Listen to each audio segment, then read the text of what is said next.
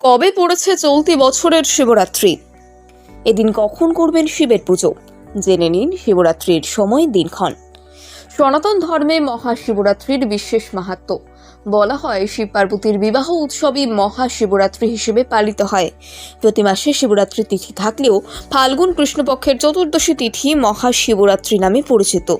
এই সময়ে 4 প্রহরে শিবের পুজো করলে দুঃখ কষ্ট সংকট দূর হয়। সারা ভারতে ধুমধামের সঙ্গে এই ব্রত পালিত হয়। এই তিথিতে নিয়ম মেনে শিবের পুজো করলে শিব তার ভক্তদের সমস্ত মনস্কামনা পূরণ করেন। কিন্তু কবে পড়েছে এবছরের শিবরাত্রি? সাধারণত ফেব্রুয়ারি বা মার্চ মাসে শিবরাত্রি তিথি পড়ে। এবছরও তার অন্যথা হয়নি। আগামী 8ই মার্চ শুক্রবার পড়েছে মহাশিবরাত্রি। 8ই মার্চ রাত 7:58 থেকে 9ই মার্চ সন্ধ্যে 5:41 পর্যন্ত থাকবে শিব চতুর্দশীর তিথি।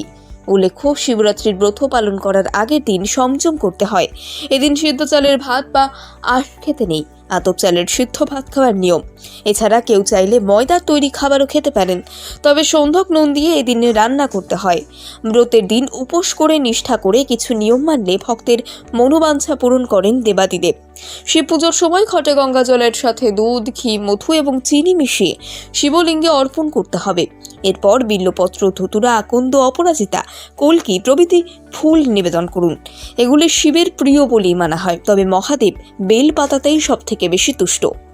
বলাই বাহুল্য, যোগের মধ্যে যেমন অশ্বমেধ যজ্ঞ, তীর্থের মধ্যে যেমন গঙ্গা, তেমনি পুরাণ অনুযায়ী ব্রতের মধ্যে শ্রেষ্ঠ হল শিব চতুর্দশী ব্রত।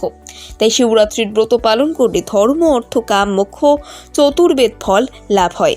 শাস্ত্রমতে মহাশিবরাত্রির পুজোর শ্রেষ্ঠ সময় হল শীতকাল। এই তিথিতে 4 প্রহরে পুজো হয়। অনেকেই কোনো একটি প্রহর বা 4 প্রহরে পুজো করেন। মূলত মহাশিবরাত্রি তিথিতে সন্ধেবেলা স্নানের পর শিবের পুজো করা উচিত। কোনো ধারণা অনুযায়ী চতুর্দশী তিথি সমাপ্ত হওয়ার পর ব্রত ভঙ্গ করতে হয়।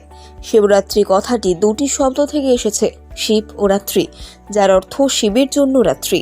শিবরাত্রির সঙ্গে প্রচলিত রয়েছে নানান কথা। পুরাণ মতে দেবী পার্বতীর সঙ্গে এদিন দেবাদিদেব মহাদেবের মিলন হয়।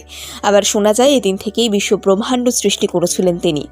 উল্লেখ্য, আর্থিক সংকট কাটাতে শিবরাত্রির দিন শিবের মাথায় আখের রস নিবেদন করা খুব শুভ। এতে সাফল্য লাভ হয়। এছাড়া স্বাস্থ্যকে ভালো রাখতে শিবরাত্রির দিন মধু ও দুধ মিশিয়ে শিবলিঙ্গে অভিষেক করুন। এতে শুভ ফল মিলবে। মনোবাসনা পূরণ করতে ভগবান শিবকে শিবরাত্রির দিন সাদা ফুল নিবেদন করুন। শিবরাত্রির দিন শিবকে জল নিবেদন করলে জীবনে সাফল্য আসবে। কবে পড়েছে চলতি বছরের শিবরাত্রি? এদিন কখন করবেন শিবের পুজো? জেনে নিন শিবরাত্রির সময় দিনক্ষণ।